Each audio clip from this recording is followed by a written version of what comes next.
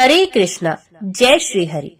आज फाल्गुन मास की शुक्ल पक्ष की द्वादशी तिथि है और आज आमल की एकादशी व्रत का पारण भी किया जाएगा।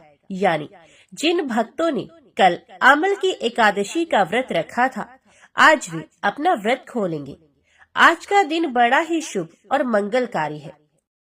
एकादशी के व्रत के पारण के दिन तुलसी माता और लक्ष्मी माता की कथाओं को सुनने से ही व्रत पूर्ण माना जाता है और भक्तों की समस्त मनोकामनाएं पूर्ण होती हैं। तो जिन लोगों ने व्रत नहीं भी रखा है, उन्हें भी द्वादशी के दिन तुलसी माता की कथाओं को सुनने से धन संपत्ति और अनंत शुभ फलों की प्राप्ति होती है। तो आइए भगवान श्री लक्ष्मी नारायण जी के चरणों का ध्यान करते हुए इन कथाओं को सुनते हैं। तो बोलिए श्री राधा कृष्ण भगवान की जय। आइए सुनते हैं तुलसी माता की संपूर्ण कथाएं। तुलसी माता को हरि प्रिया भी कहा जाता है। जितना भगवान श्री हरि विष्णु सोने चांदी हीरे मोती और रत्नों से प्रसन्न नहीं होते, उतना सिर्फ तुलसी दल से प्रसन्न हो जाते हैं। सच्चे श्रद्धा भाव से तुलसी दल भगवान श्री विष्णु को अर्पित करने से मनुष्य के सभी संकट कट जाते हैं और मनोकामनाओं की पूर्ति होती है। शास्त्रों के अनुसार एकादशी के दिन तुलसी जी में कभी भी जल नहीं चढ़ाना चाहिए, क्योंकि तुलसी महारानी स्वयं एकादशी का निर्जल व्रत रखती हैं। लेकिन द्वादशी के दिन व्रत के पारण के समय तुलसी माता को जल अवश्य चढ़ाना चाहिए और पूरे विधि विधान से पूजा पाठ करके उनकी कथाओं को सुनकर ही अपना व्रत खोलना चाहिए। एक बुढ़िया माई तुलसी जी को सींचती थी और कहती थी कि हे तुलसी माता, सत की दाता, मैं तेरा बिरला सींचती हूँ, मुझे बहू दे, पीताम्बर की धोती दे, मीठा मीठा घास दे, वैकुंठा में वास दे, चटक की चाल दे, पटक की मौत दे, चंदन का हार दे, रानी सा काज दे, दाल भात का भोजन दे, ग्यारस की मौत दे, कृष्ण जी का कंधा दे। तब तुलसी माता ये सुनकर सूखने लगी। तो भगवान ने पूछा कि हे तुलसी, तुम क्यों सूख रही हो? तो तुलसी माता ने कहा कि एक बुढ़िया रोज आती है और यही बात कहकर जाती है, मैं सब बात तो पूरा कर सकती हूँ, लेकिन भगवान कृष्ण का कंधा कहाँ से लाऊंगी? तो भगवान बोले, जब वे मरेगी तो मैं अपना कंधा खुद दे दूंगा, तू बुढ़िया माई से कह देना। जब बुढ़िया माई मर गई, सब लोग आ गए। जब माई को ले जाने लगे तो वे किसी से नहीं उठी। तो भगवान श्री कृष्ण एक 12 वर्ष के बालक का रूप धारण करके आए और बालक ने कहा, मैं कान में एक बात कहूंगा तो बुढ़िया माई उठ जाएगी। बालक ने बुढ़िया माई के कान में कहा, बुढ़िया माई मन की निकाल ले, पीताम्बर की धोती ले, मीठा मीठा घास ले, वैकुंठा में वास ले, चटक की चाल ले, पटक की मौत ले, कृष्ण जी का कंधा ले। ये सुनकर बुढ़िया माई हल्की हो गई। तो भगवान श्री कृष्ण ने उन्हें कंधा दिया और बुढ़िया माई को मुक्ति मिल गई। हे तुलसी माता, जैसे बुढ़िया माई को मुक्ति दी, वैसे ही सबको देना। तो सब प्रेम से बोलिए, श्री तुलसी महारानी की जय, भगवान श्री कृष्ण की जय। अब आइए सुनते हैं तुलसी माता की दूसरी कथा। शिव पुराण के अनुसार पौराणिक समय में दैत्यों का राजा दंभ हुआ करता था। वे बहुत बड़ा विष्णु भक्त था। कई सालों तक उसके यहाँ संतान न होने के कारण उसने शुक्राचार्य को अपना गुरु बनाकर उनसे श्री कृष्ण मंत्र प्राप्त किया था। यह मंत्र प्राप्त करके उसने पुष्कर सरोवर में घोर तपस्या की। भगवान विष्णु उसकी तपस्या से प्रसन्न हुए और उसे संतान प्राप्ति का वरदान दे दिया। भगवान श्री विष्णु के वरदान से राजा दंभ के यहाँ एक पुत्र ने जन्म लिया। इस पुत्र का नाम शंखचूड़ रखा गया। बड़ा होकर शंखचूड़ ने ब्रह्मा जी को प्रसन्न करने के लिए पुष्कर में घोर तपस्या की। तपस्या से प्रसन्न होकर ब्रह्मा जी ने उसे वरदान मांगने को कहा। तब शंखचूड़ ने वरदान मांगा कि वे हमेशा अजर अमर रहे, वे कोई भी देवता उसे मार ना पाए। ब्रह्मा जी ने उसे ये वरदान दे दिया और कहा कि वे बद्री वन में जाकर धर्मध्वज की पुत्री तुलसी, जो कि तपस्या कर रही है, उससे विवाह कर ले। शंखचूड़ ने वैसा ही किया और तुलसी के साथ विवाह के बाद सुखपूर्वक रहने लगा। उसने अपने बल से देवताओं, असुरों, दानवों, राक्षसों, गंधर्वों, नागों, किन्नरों, मनुष्यों तथा त्रिलोकी के सभी प्राणियों पर विजय प्राप्त कर ली। वे भगवान श्री कृष्ण का परम भक्त था। शंखचूड़ के अत्याचारों से सभी देवता परेशान होकर ब्रह्मा जी के पास गए और ब्रह्मा जी उन्हें भगवान विष्णु के पास ले गए। भगवान विष्णु ने कहा कि शंखचूड़ की मृत्यु भगवान शिव के त्रिशूल से ही होगी, अतः आप उनके पास जाएं। भगवान से उन्हें चित्ररथ नामक गण को अपना दूत बनाकर शंखचूड़ के पास भेजा। चित्ररथ ने शंखचूड़ को समझाया कि वे देवताओं को उनका राज्य लौटा दे, परंतु शंखचूड़ ने मना कर दिया और कहा कि वे महेश्वर से युद्ध करना चाहता है। भगवान शिव को जब ये बात पता चली तो वे युद्ध के लिए अपनी सेना लेकर निकल पड़े और दानवों में घमासान युद्ध हुआ, परंतु ब्रह्मा जी के वरदान के कारण शंखचूड़ को देवता नहीं हरा पाए। भगवान शिव ने शंखचूड़ का वध करने के लिए जैसे ही अपना त्रिशूल उठाया, तभी आकाशवाणी हुई कि जब तक शंखचूड़ के हाथ में श्रीहरि का कवच है और उसकी पत्नी का अस्तित्व अखंडित है, तब तक इसका वध असंभव है। आकाशवाणी को सुनकर भगवान विष्णु वृद्ध ब्राह्मण का रूप धारण कर शंखचूड़ के पास गए और उससे श्रीहरि कवच दान में मांग लिया। शंखचूड़ ने वे कवच बिना किसी संकोच के दान कर दिया। शंखचूड़ का रूप बनाकर तुलसी के पास गए। शंखचूड़ रूपी भगवान विष्णु ने तुलसी के महल के द्वार पर जाकर अपनी विजय होने की सूचना दी। ये सुनकर तुलसी बहुत प्रसन्न हुई और पति रूप में आए भगवान का पूजन किया। ऐसा करते ही तुलसी का अस्तित्व तो खंडित हो गया और भगवान शिव ने युद्ध में अपने त्रिशूल से शंखचूड़ का वध कर दिया। तब तुलसी को जब पता चला कि वे उनके पति नहीं हैं, बल्कि वे तो भगवान विष्णु हैं, तो क्रोध में आकर तुलसी जी ने कहा कि आपने छल पूर्वक मेरा धर्म भ्रष्ट किया है और मेरे पति को मार डाला है, अतः मैं आपको श्राप देती हूँ कि आप पाषाण हो जाएं और धरती पर रहें। तब भगवान विष्णु ने कहा कि देवी, तुम मेरे लिए भारतवर्ष में रहकर बहुत दिनों तक तपस्या कर चुकी हो। तुम्हारा ये शरीर नदी रूप में बदलकर गंडकी नामक नदी के रूप में प्रस्तुत होगा। तुम पुष्पों में श्रेष्ठ तुलसी का वृक्ष बन जाओगी और सदा मेरे साथ रहोगी। तुम्हारे श्राप को सत्य करने के लिए मैं पाषाण शालिग्राम बनकर रहूंगा। गंडकी नदी के तट पर मेरा वास होगा। तो सब प्रेम से बोलो, भगवान विष्णु और तुलसी माता की जय। आइए अब सुनते हैं गरीब ब्राह्मण और तुलसी माता की कहानी। एक नगर में एक गरीब ब्राह्मण अपनी पत्नी के साथ रहता था। वे भिक्षा मांगकर अपना सारा जीवन गुजारता था और भगवान की पूजा में लगा रहता था। वे उतनी ही भिक्षा मांगता जिससे उसके और उसके परिवार का पेट भर सके। उस नगर का राजा बहुत धनवान और ब्राह्मणों का आदर करने वाला था। राजा किसी भी ब्राह्मण को अपने महल से खाली हाथ नहीं जाने देता था। दूर दूर से ब्राह्मण राजा के पास आते और उनसे मुंह मांगा दान लेकर आशीर्वाद देते हुए चले जाते। एक दिन ब्राह्मण की पत्नी ने ब्राह्मण से कहा कि दूर दूर के ब्राह्मण राजा से मन चाहा दान लेकर चले जाते हैं और तुम यहाँ के यहाँ एक दिन भी राजा के पास नहीं गए। जन्म भर कंगाली कहाँ तक झेले। आज तुम जाओ और राजा से कुछ मांग कर लाओ। ब्राह्मण ने अपनी पत्नी को समझाते हुए कहा कि तू तो बावरी है, हमें धन की क्या आवश्यकता, हमें इतना तो मिल ही जाता है जिससे हम अपना पेट भर सके, और राजा का धन अच्छा नहीं होता, वे हमें नहीं लेना चाहिए। ब्राह्मण की पत्नी जिद पर अड़ गई और बोली, मैं तुम्हारी एक भी बात नहीं सुनने वाली हूँ। कब तक हम कंगाली में जीते रहेंगे? तुम तो रोज माला लेकर बैठ जाते हो। अपने बच्चों को क्या खिलाएं, क्या पहनाएं? जब दूसरे बच्चों को अपने बच्चे देखते हैं पहनते, ओढ़ते और खाते पीते, तो उनका मन भी ललचा जाता है। आज तुम राजा के पास जाओ। राजा बहुत भला व्यक्ति है, वो हमें जरूर मुंह मांगा दान देगा। मजबूर होकर ब्राह्मण राजा के महल की ओर चल दिया, पर राजा उस समय महल में नहीं था। ब्राह्मण को वापस लौटना पड़ा। दूसरे दिन ब्राह्मण की पत्नी ने ब्राह्मण को फिर से महल में भेजा, परंतु राजा फिर से महल में नहीं मिला। तीसरे दिन राजा महल में मिल गया और उसने ब्राह्मण का स्वागत सत्कार किया और उसे आसन पर बिठाया और 2 दिन ना मिल पाने के लिए क्षमा भी मांगी। राजा ने कहा, मैं आपकी क्या सेवा कर सकता हूँ? तो ब्राह्मण ने कहा, जो मैं मांगू तो आप दे सकेंगे। तो राजा ने कहा, हाँ कहिए, मैं आपकी क्या सेवा कर सकता हूँ?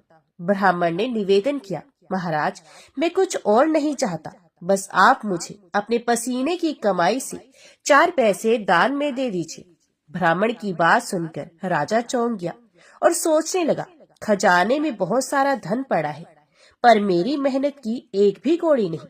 राजा ने ब्राह्मण से कहा, आप मुझे 1 दिन का समय दे दें, मैं कल आपको आपका मुंह मांगा दान अवश्य दूंगा। ब्राह्मण को जब खाली हाथ देखा तो पत्नी बोली, क्या हुआ, राजा ने कुछ नहीं दिया? तो ब्राह्मण ने बोला, राजा ने कल देने के लिए कहा है।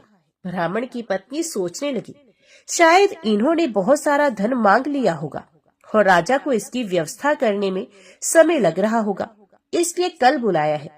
दूसरी ओर राजा ने अपने राजसी कपड़े बदलकर फटे पुराने कपड़े पहने और मजदूर जैसा भेष बना लिया। जब राजा की पत्नी ने देखा और कारण पूछा तो राजा ने सब कुछ बताया। तो रानी बोली, मैं भी आपके साथ चलूंगी। राजा के हाँ कहने पर रानी भी पुरानी साड़ी पहनकर आ गई। इस प्रकार राजा और रानी मजदूरी की तलाश में शहर निकले।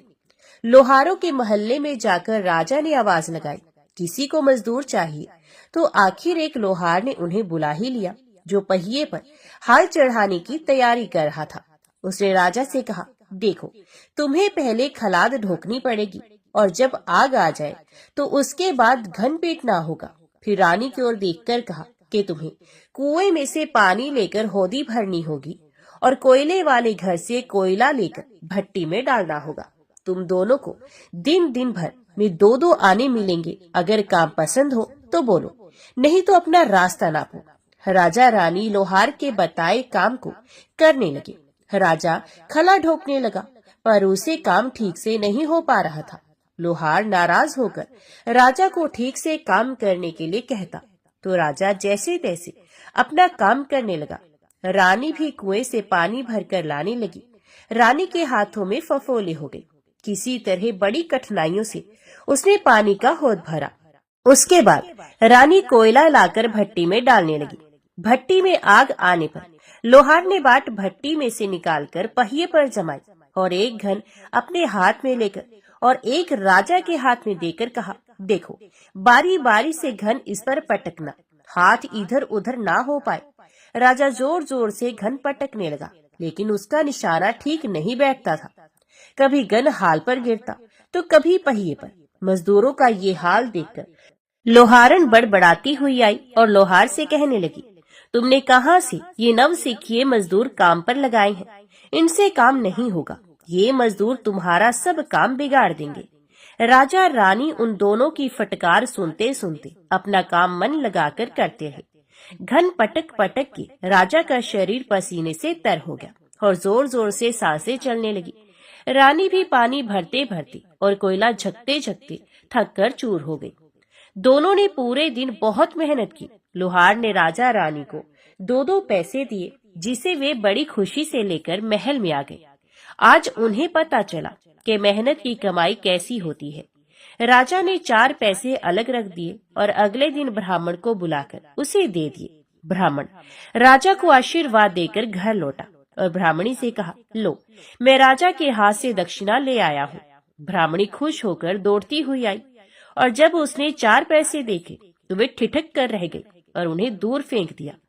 और वो जल भूनकर ब्राह्मण से बोली, तुम जैसे दरिद्र से राजा के यहाँ जाकर भी कुछ मांगा नहीं गया, शर्म भी नहीं आती।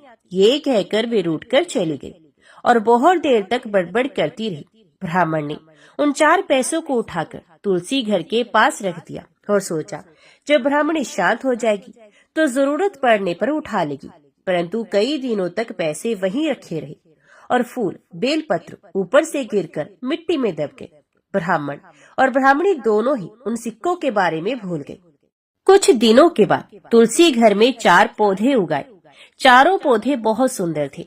ये देखकर ब्राह्मणी रोज उनमें पानी डालती।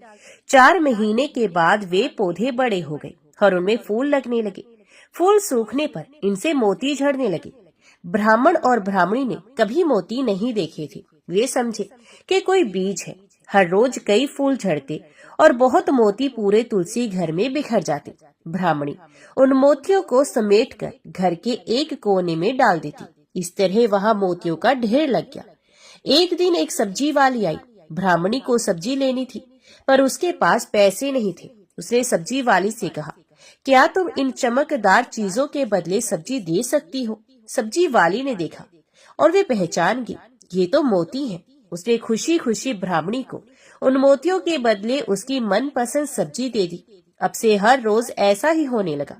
ब्राह्मणी और सब्जी वाली दोनों खुश थे। सब्जी वाली ये सोचकर खुश थी कि मुझे एक पैसे की तरकारी के बदले हजारों का माल मिल रहा है, और ब्राह्मणी ये सोचकर खुश थी कि इन चीजों के बदले सब्जी मिल जाती है।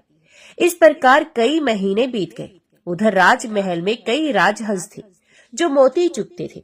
राजा का ये नियम था कि जब राजहंस मोती चुग लेते थे, इसके बाद ही राजा और उनका परिवार भोजन करता था। एक समय बाद राजा का सारा धन उन मोतियों और दान देने में खर्च हो गया। अब राजा को मोती खरीदने के पैसे तक नहीं बचे। ये खबर पूरे नगर में फैल गई। ब्राह्मण और ब्राह्मणी को जब ये पता चला तो उन्होंने यही विचार किया कि राजा बहुत दानी और नेक दिल इंसान है। उसने अपना सब कुछ दान कर दिया, यहाँ तक कि शायद उनके पास खाने को भी कुछ नहीं है। ऐसे हालात में हमें उन लोगों की सहायता करनी चाहिए। तो ब्राह्मण ने कहा, अगर तू कहे तो इसमें से कुछ कुछ बीज राजा को दे दूं। तो ब्राह्मणी कहती है, इससे सब्जी और खाने की चीजें मिल जाती है। ब्राह्मणी ने कहा, हाँ, मैं रोज इसके बदले सौदा लिया करती हूँ। ऐसा कहकर ब्राह्मणी एक टोकरी बीज भर लाई। ब्राह्मण राजा के पास पहुंचा और उसे वे मोती दिए और राजा को सारी बात बताई। राजा उन मोतियों को देखकर चौंक गया। उसने मोती राजहंस को दिए और राजहंस उन्हें चुगने लगा। ये देखकर राजा ने ब्राह्मण से कहा, एक एक मोती सैकड़ों रुपयों का है। सच बताएं, आपके पास इतने मोती आए कहाँ से? ब्राह्मण बोला, महाराज, ऐसे तो हमारे घर पर बहुत से हैं। और राजा को पूरी बात बताई। राजा अपने मंत्रियों के साथ ब्राह्मण के घर पहुंचे और उन चारों पेड़ों को देखा। पूछताछ में उन सिक्कों वाली बात सामने आ गई। जब पेड़ों को देखा तो उनकी जड़ के पास वही सिक्के चिपके हुए थे। आज ब्राह्मण और ब्राह्मणी को मालूम हुआ कि उनके पास लाखों करोड़ों की दौलत है, जिसे वे सादा बीज समझते हैं। ब्राह्मण ने सोचा कि मेरे लिए ये धन किस काम का। ऐसा सोचकर ब्राह्मण ने सारे मोती राजा को दान में दे दिए। राजा की आंखें खुल गई। मेहनत के धन की कीमत उन्हें मालूम पड़ गई। उस दिन राजा ने प्रण लिया कि मैं खजाने के पैसों से एक भी पैसा अपने खर्च में नहीं लगाऊंगा। अपना खर्च मेहनत करके चलाऊंगा। खजाने और ब्राह्मण के दान से राजा ने जनता के हित में कई धर्म कार्य शुरू किए। सब प्रेम से बोलिए, तुलसी माता की जय। आइए अब तुलसी माता की अगली कथा को सुनते हैं। इस कथा को सुनने से एकादशी के व्रत का संपूर्ण फल मिल जाता है। किसी समय एक कुटुंब में ननद तथा भाभी साथ साथ रहती थी। ननद का विवाह अभी नहीं हुआ था। वे तुलसी के पौधे की बहुत सेवा किया करती थी, लेकिन उसकी भाभी को ये सब बिल्कुल पसंद नहीं था। जब कभी उसकी भाभी को अत्यधिक क्रोध आता तो वे उसे ताना देते हुए कहती कि जब तुम्हारा विवाह होगा तो मैं तुलसी ही बारातियों को खाने में दूंगी और तुम्हारे दहेज में भी तुलसी ही दूंगी। कुछ समय बीत जाने पर ननद का विवाह पक्का हुआ। विवाह के दिन भाभी ने अपने कथन के अनुसार बारातियों के सामने तुलसी का गमला फोड़ दिया और खाने के लिए कहा। तुलसी की कृपा से ये फूटा हुआ गमला अनेकों स्वादिष्ट पकवानों में बदल गया। भाभी ने गहनों के नाम पर तुलसी की मंजरी से बने गहने पहना दिए। वे सभी सुंदर सोने जवाहरात में बदल गए। भाभी ने वस्त्रों के स्थान पर तुलसी का जनेऊ रख दिया। वे रेशमी तथा सुंदर वस्त्रों में बदल गया। ननद की ससुराल में उसके दहेज की बहुत प्रशंसा की गई। ये बात भाभी के कानों तक भी पहुंची। उसे बहुत आश्चर्य हुआ। उसे अब तुलसी माता की पूजा का महत्व समझ में आ गया। भाभी की एक लड़की थी। वे अपनी लड़की से कहने लगी कि तुम भी तुलसी माता की सेवा किया करो, तुम्हें भी बुआ की तरह ही फल मिलेगा। वे जबरदस्ती अपनी लड़की से सेवा करने को कहती। लेकिन लड़की का मन तुलसी सेवा में नहीं लगता था। लड़की के बड़े होने पर उसके विवाह का समय आता है। तब भाभी सोचती है कि जैसा व्यवहार मैंने अपनी ननद के साथ किया था वैसा ही मैं अपनी लड़की के साथ भी करती हूँ, तो ये भी गहनों से लद जाएगी और बारातियों को खाने में पकवान मिलेंगे। ससुराल में इसे भी बहुत इज्जत मिलेगी। ये सोचकर वे बारातियों के सामने तुलसी का गमला फोड़ देती है, लेकिन इस बार गमले की मिट्टी मिट्टी ही रहती है। मंजरी तथा पत्ते भी अपने रूप में ही रहते हैं। जनेऊ भी अपना रूप नहीं बदलता है। सभी लोग और बारातियों द्वारा भाभी की बुराई की जाती है। लड़की के ससुराल वाले भी लड़की की बुराई करते हैं। भाभी कभी ननद को नहीं बुलाती थी। भाई ने सोचा मैं बहन से मिलकर आता हूँ। उसने अपनी पत्नी से कहा और कुछ उपहार बहन के पास ले जाने की बात कही, तो भाभी ने थैले में ज्वार भरकर कहा कि कुछ नहीं है, तुम यही लेकर जाओ। वे दुखी मन से बहन के पास चला गया। ये सोचता रहा कि कोई भाई अपनी बहन के घर ज्वार कैसे लेके जा सकता है। ये सोचकर वे एक गौशाला के पास रुका और ज्वार का थैला गाय के सामने पलट दिया। तभी गाय पालने वाली ने कहा कि आप गाय के सामने हीरे मोती तथा सोना क्यों डाल रहे हो। तो भाई ने सारी बात उसे बताई और धन लेकर खुशी से अपनी बहन के घर की ओर चल दिया। दोनों बहन भाई एक दूसरे को देखकर अत्यंत प्रसन्न होते हैं। तो सब प्रेम से बोलिए तुलसी माता की जय। आइए अब सुनते हैं तुलसी माता की कथा। एक समय देवराज इंद्र संपूर्ण लोकपालों तथा ऋषियों से घिरे हुए अपनी सुधर्मा सभा में बैठे थे। वह सिद्ध और विद्याधरगण उनकी विजय के गीत गा रहे थे। इसी समय परम बुद्धिमान देवेंद्र गुरु महाभाग बृहस्पति जी अपने शिष्यों के साथ देव सभा में पधारे। उन्हें उपस्थित देख देवताओं ने सहसा उनके चरणों में मस्तक झुकाया। इंद्र ने भी देखा गुरुदेव बृहस्पति आगे खड़े हैं, किंतु इंद्र की बुद्धि राजमद से दूषित हो रही थी। इसलिए उन्होंने गुरु के प्रति ना तो आदर युक्त वचन कहा, न उन्हें बुलाया, न बैठने को आसन दिया और न जाने को कहा। खोटी बुद्धि वाले इंद्र को राज्य के मद से उन्मत्त जानकर देवताओं के आचार्य बृहस्पति कुपित हो वहां से अंतर ध्यान हो गए। उनके चले जाने पर देवताओं के मन में बड़ा खेद हुआ। यक्ष, नाग, गंधर्व तथा ऋषिगण भी उदास हो गए। नृत्य और गीत समाप्त होने पर जब इंद्र सचेत हुए तब उन्होंने तुरंत देवताओं से पूछा, महातपस्वी गुरुदेव कहाँ चले गए। तब नारद जी ने देवराज इंद्र से कहा, बलसूदन, निस्संदेह आपके द्वारा गुरु की अवहेलना हुई है।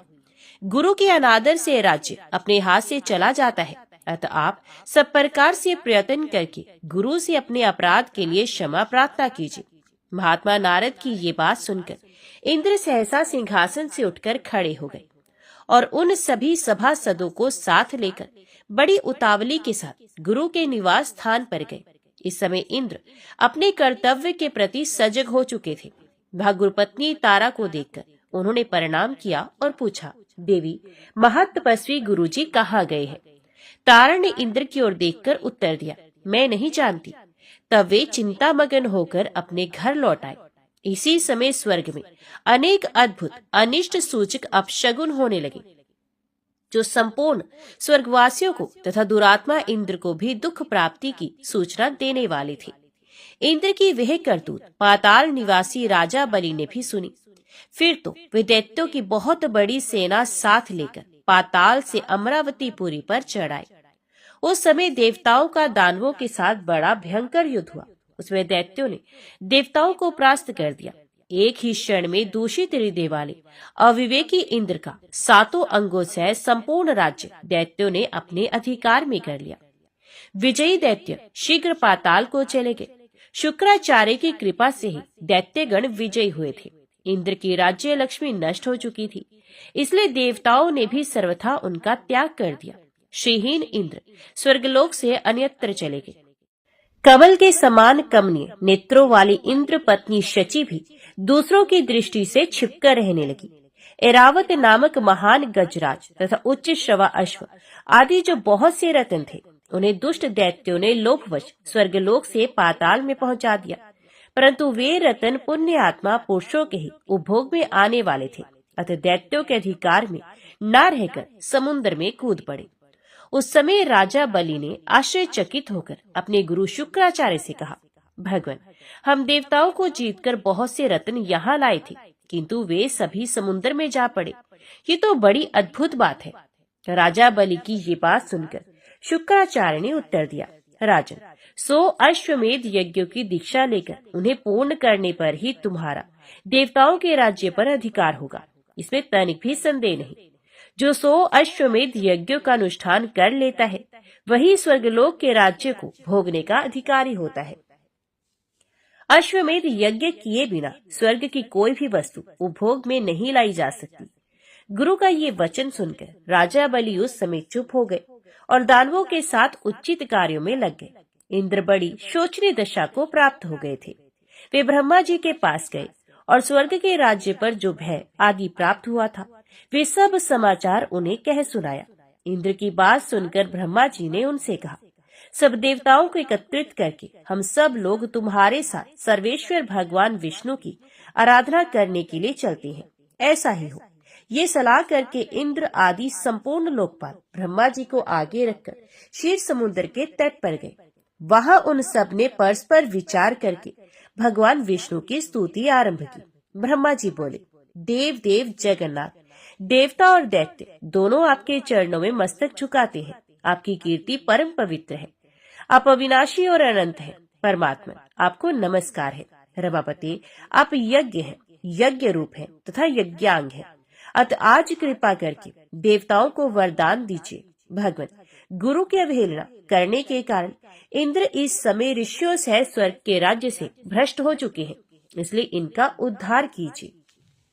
श्री भगवान बोले, देवगण, गुरु की अवहेलना करने से सारा अभ्युदय नष्ट हो जाता है।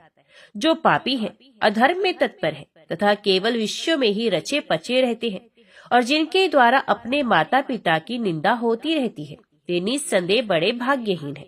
ब्राह्मण, इस इंद्र ने जो अन्याय किया है, उसका फल इसे तत्काल प्राप्त हो गया। केवल इंद्र के ही कर्म से संपूर्ण देवताओं पर संकट आया है। जब किसी भी पुरुष के लिए विपरीत काल उपस्थित हो जाए, तब उसे दूसरों का सहयोग प्राप्त करने की चेष्टा करनी चाहिए। बुद्धिमान पुरुष अपने संपूर्ण मनोरथों की सिद्धि के लिए अन्य प्राणियों के साथ मैत्री करते हैं। अतः इंद्र, तुम मेरी बात मानो। इस समय अपना काम बनाने के लिए तुम्हें दैत्यों के साथ मेल जोल कर लेना चाहिए। भगवान विष्णु के इस प्रकार आज्ञा देने पर परम बुद्धिमान इंद्र अमरावती को छोड़कर देवताओं के साथ सुतल लोक में गए।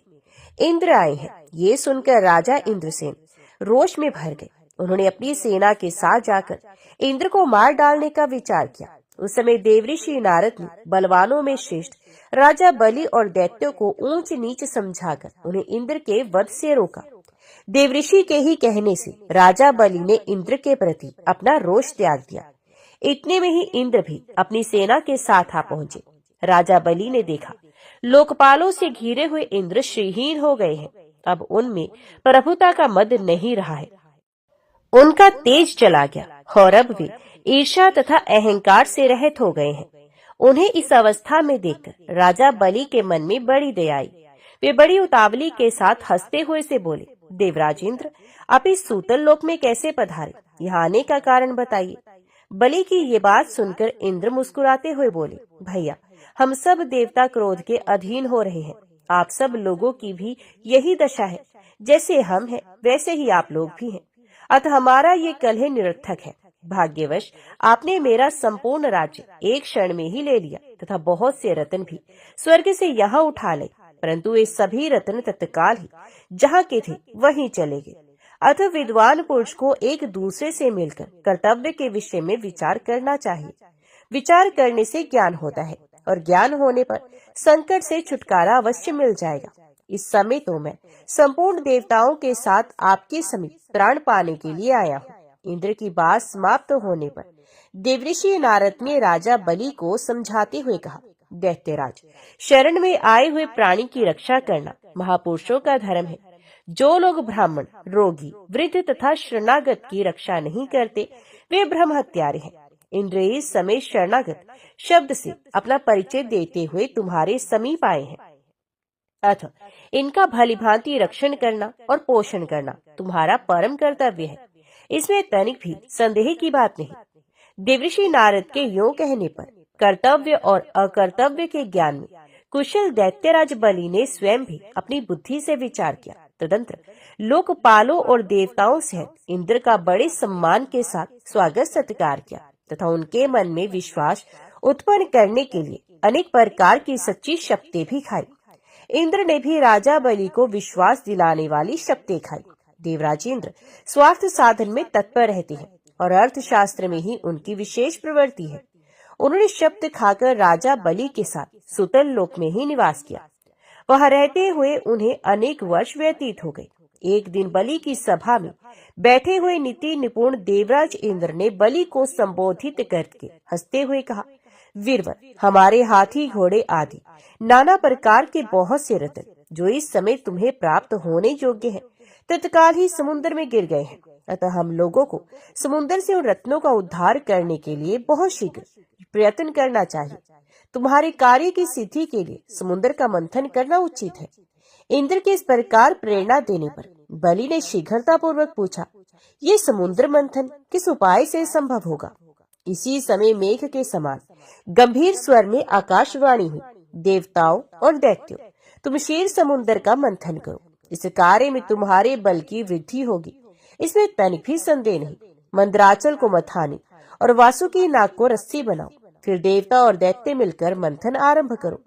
यह आकाशवाणी सुनकर सहस्रों दैत्य और देवता समुद्र मंथन के लिए उदित हो स्वर्ण के सदृश कांतिमान मंदराचल के समीप गए। वह पर्वत सीधा, गोलाकार, बहुत मोटा और अत्यंत प्रकाशमान था। अनेक प्रकार के रत्न उसकी शोभा बढ़ा रहे थे। चंदन, पारिजात, नागकेसर, जयफल और चंपा आदि भांति भांति के वृक्षों से वे हरा भरा दिखाई देता था। उस महान पर्वत को देखकर संपूर्ण देवताओं ने हाथ जोड़कर कहा, दूसरों का उपकार करने वाले महाशैल मंदराचल, हम सब देवता तुमसे कुछ निवेदन करने के लिए यहाँ आए हैं, उसे तुम सुनो। उनके यो कहने पर मंदराचल ने देहधारी पुरुष के रूप में प्रकट होकर कहा, देवगण, आप सब लोग मेरे पास किस कार्य से आए हैं, उसे बताइए। तब इंद्र ने मधुरवाणी में कहा, मंदराचल, तुम हमारे साथ रहकर एक कार्य में सहायक बनो। हम समुद्र को मत कर उसे अमृत निकालना चाहते हैं। इस कार्य के लिए तुम मथानी बन जाओ। मंदराचल ने बहुत अच्छा कहकर उनकी आज्ञा स्वीकार की और देव कार्य की सिद्धि के लिए देवताओं, दैत्यों तथा विशेषत इंद्र से कहा, पुण्यात्मा देवराज, आपने अपने वज्र से मेरे दोनों पंख काट डाले हैं, फिर आप लोगों के कार्य की सिद्धि के लिए वहां तक मैं कैसे चल सकता हूँ? तब संपूर्ण देवताओं और दैत्यों ने उस अनुपम पर्वत को क्षीर समुद्र तक ले जाने की इच्छा से उखाड़ लिया, परंतु वे उसे धारण करने में समर्थ न हो सके। वे महान पर्वत उसी समय देवताओं और दैत्यों के ऊपर गिर पड़ा। कई कुचले गए, कई मारे गए, कई मूर्छित हो गए, कई एक दूसरे को कोसने और चिल्लाने लगे तथा कुछ लोगों ने बड़े क्लेश का अनुभव किया। इस प्रकार उनका उद्यम और उत्साह भंग हो गया। वे देवता और दानव सचेत होने पर जगदीश्वर भगवान विष्णु की स्तुति करने लगे। शरणागत वत्सल महाविष्णु, हमारी रक्षा कीजिए, रक्षा कीजिए। आपने ही इस संपूर्ण चराचर जगत को व्याप्त कर रखा है। उस समय देवताओं का कार्य सिद्ध करने के लिए गरुड़ की पीठ पर बैठे हुए भगवान विष्णु सहसा वहां प्रकट हो गए। वे सबको अभय देने वाले हैं। उन्होंने देवताओं और दैत्यों की ओर दृष्टिपात करके खेल खेल में ही उस महान पर्वत को उठाकर गरुड़ की पीठ पर रख लिया। फिर वे देवताओं और दैत्यों को क्षीर समुद्र के उत्तर तट पर ले गए और पर्वत शेष मंदराचल को समुद्र में डालकर तुरंत वहां से चल दिए। तदंतर सब देवता दैत्यों को साथ लेकर वासुकी नाग के समीप गए और उनसे भी अपनी प्रार्थना स्वीकार कराई। इस प्रकार मंदराचल को मथानी और वासुकी नाग को रस्सी बनाकर देवताओं और दैत्यों ने क्षीर समुद्र का मंथन आरंभ किया। इतने में ही वे पर्वत समुद्र में डूबकर रसातल को जा पहुंचा। तब लक्ष्मीपति भगवान विष्णु ने कच्छप रूप धारण करके तत्काल ही मंदराचल को ऊपर उठा दिया। उस समय वह एक अद्भुत घटना हुई। फिर जब देवता और दैत्यों ने मथानी को घुमाना आरंभ किया तब वे पर्वत बिना गुरु के ज्ञान की भांति कोई सुदृढ़ आधार न होने के कारण इधर उधर दौड़ने लगा। ये देखकर परमात्मा भगवान विष्णु स्वयं ही मंदराचल के आधार बन गए और उन्होंने अपनी चारों भुजाओं से मथानी बने हुए उस पर्वत को भली भांति पकड़कर उसे सुखपूर्वक घुमाने योग्य बना दिया। तब अत्यंत बलवान देवता और दैत्य एकीभूत हो अधिक जोर लगाकर क्षीर समुद्र का मंथन करने लगे। कश्यप रूपधारी भगवान की पीठ जन्म से ही कठोर थी और उस पर घूमने वाला पर्वत श्रेष्ठ मंदराचल भी वज्रसार की भांति दृढ़ था। उन दोनों की रगड़ से समुद्र में बड़ वानर प्रकट हो गया। साथ ही हलाहल विष उत्पन्न हुआ। उस विष को सबसे पहले नारद जी ने देखा। तब अमित तेजस्वी देवऋषि ने देवताओं को पुकार कर कहा, अदिति कुमारों, अब तुम समुद्र का मंथन ना करो। इस समय संपूर्ण उपद्रवों का नाश करने वाले भगवान शिव की प्रार्थना करो। वे परात्पर है, परम आनंद स्वरूप है तथा योगी पुरुष भी उन्हीं का ध्यान करते हैं। देवता अपने स्वार्थ साधन में संलग्न हो समुद्र मथ रहे थे। वे अपनी ही अभिलाषा में तन्मय होने के कारण नारद जी की बात नहीं सुन सके। केवल उद्यम का भरोसा करके वे क्षीर सागर के मंथन में संलग्न थे। अधिक मंथन से जो हलाहल विष प्रकट हुआ वे तीनों लोगों को भस्म कर देने वाला था। ये प्रोढ़ विष देवताओं का प्राण लेने के लिए उनके समीप आ पहुंचा और ऊपर नीचे तथा संपूर्ण दिशाओं में फैल गया। समस्त प्राणियों को अपना ग्रास बनाने के लिए प्रकट हुए उस कालकूट विष को देखकर वे सब देवता और दैत्य हाथ में पकड़े हुए नागराज वासुकी को मंदराचल पर्वत सहित वहीं छोड़कर भाग खड़े हुए। उस समय उस लोक संहारकारी कालकूट विष को भगवान शिव ने स्वयं अपना ग्रास बना लिया। उन्होंने उस विष को निर्मल कर दिया। इस प्रकार भगवान शंकर की बड़ी भारी कृपा होने से देवता, असुर, मनुष्य तथा संपूर्ण त्रिलोकी की उस समय कालकूट विष से रक्षा हुई।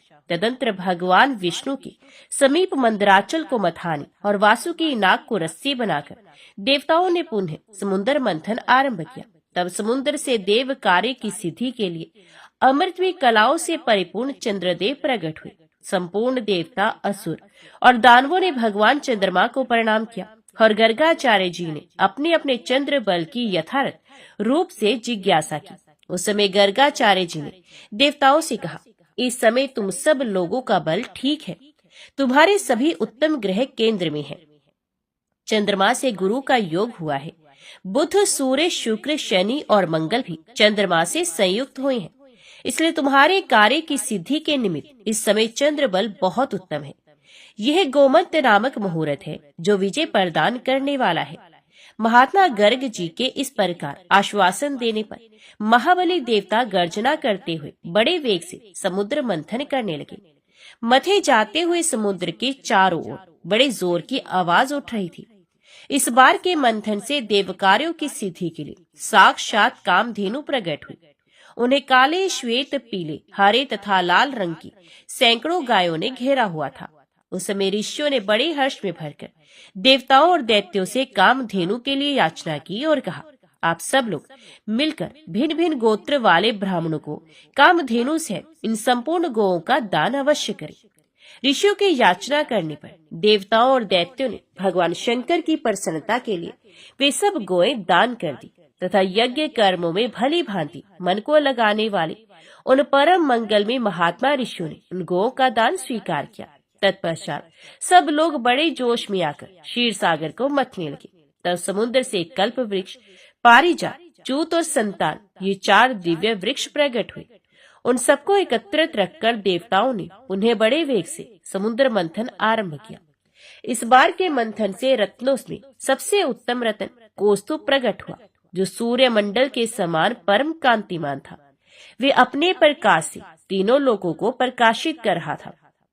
देवताओं ने चिंतामणि को आगे रखकर कौस्तुभ का दर्शन किया और उसे भगवान विष्णु की सेवा में भेंट कर दिया। तदंतर चिंतामणि को मध्य में रखकर देवताओं और दैत्यों ने पुनः समुद्र को मथना आरंभ किया। वे सभी बल में बड़े चढ़े थे और बार बार गर्जना कर रहे थे।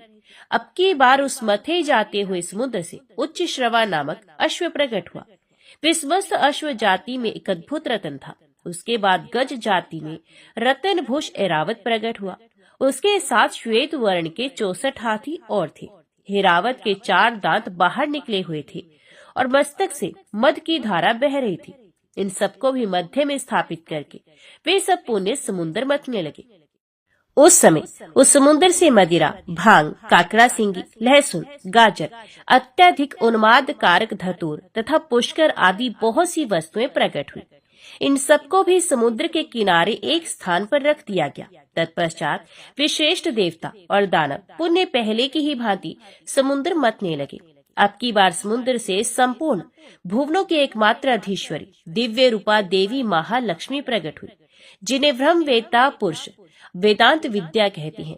इन्हीं को दूसरे लोग मूल विद्या कहकर पुकारते हैं। कुछ सामर्थ्यशाली महात्मा इन्हीं को वाणी और ब्रह्म विद्या भी कहते हैं। कोई कोई इन्हीं को रिद्धि, सिद्धि, आज्ञा और आशा नाम देते हैं। कोई योगी पुरुष इन्हें वैष्णवी कहते हैं। सदा उद्यम में लगे रहने वाले माया की अनुयायी इन्हीं को माया के रूप में जानते हैं। जो अनेक प्रकार के सिद्धांतों को जानने वाले तथा ज्ञान शक्ति से संपन्न है, वे इन्हीं को भगवान की योग माया कहते हैं। देवताओं ने देखा, देवी महालक्ष्मी का रूप परम सुंदर है। उनके मनोहर मुख पर स्वाभाविक प्रसन्नता विराजमान है। हार और नुपुरों से उनके श्रीअंगों की बड़ी शोभा हो रही है। मस्तक पर छत्र तना हुआ है। दोनों ओर से चंवर डुल रहे हैं।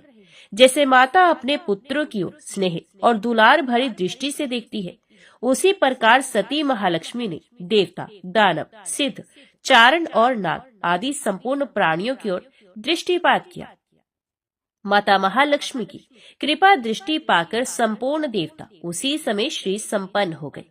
वे तत्काल राज्य अधिकारी के शुभ लक्षणों से संपन्न दिखाई देने लगे। तदंतर देवी लक्ष्मी ने भगवान मुकुंद की ओर देखा। उनके श्रीअंग तमाल के समान श्याम वर्ण थे। कपोल और नासिका बड़ी सुंदर थी। वे परम मनोहर दिव्य शरीर से प्रकाशित हो रहे थे। उनके वक्षस्थल में श्रीवत्स का चिन्ह सुशोभित था। भगवान के एक हाथ में कोमोद की गदा शोभा पा रही थी। भगवान नारायण की उस दिव्य शोभा को देखते ही लक्ष्मी जी आश्चर्यचकित हो गई और हाथ में वन माला ले सहसा हाथी से उतर पड़ी। ये माला श्री जी ने अपने ही हाथों से बनाई थी। उसके ऊपर भ्रमर मंडरा रहे थे। देवी ने वे सुंदर वन माला परम पुरुष भगवान विष्णु के कंठ में पहना दी और स्वयं उनके वाम भाग में जाकर खड़ी हो गई। उन शोभाशाली दंपत्ति का वह दर्शन करके संपूर्ण देवता, दैत्य, सिद्ध, अप्सराएं, किन्नर तथा चारणगण परम आनंद को प्राप्त हुए। तो सब प्रेम से बोलो, लक्ष्मी नारायण भगवान की जय।